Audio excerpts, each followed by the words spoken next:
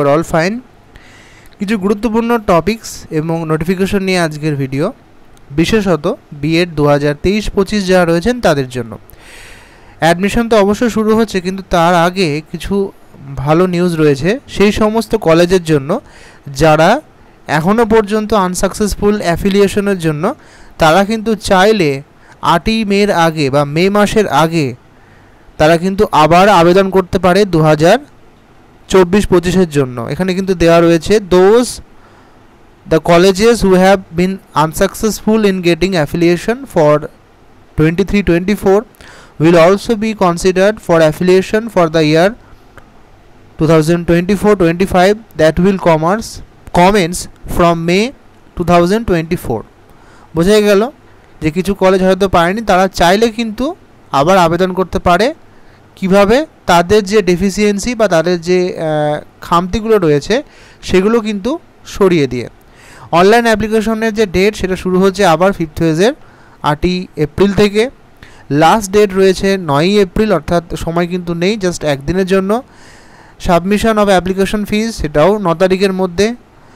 Merit list প্রকাশিত করতে সময় লাগবে 2-3 দিন, অর্থাৎ 12 তারিখে।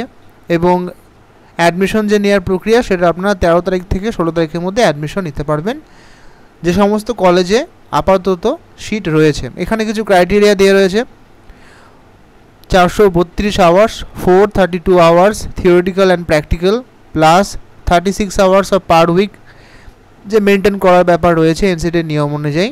এখন মূলত যে প্রশ্নটা, যারা অলরেডি অ্যাডমিশন নিয়ে রয়েছেন তাদের ফার্স্ট সেমিস্টার এক্সামিনেশন কবে হবে? তো বলে রাখি, ভোটের পরই কি হবে? না, এমনটা নয়, অনেক দেরি হবে।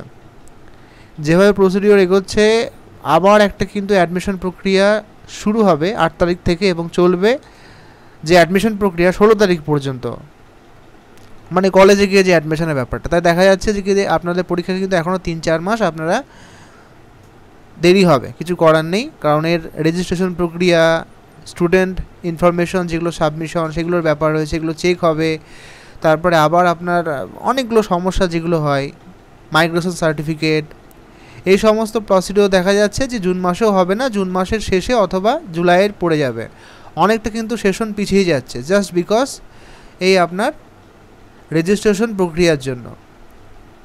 তো আপনারা কিন্তু অনেক সময় পাচ্ছেন, তাই ভোটের পরে নয়, ভোটের অনেক পরে।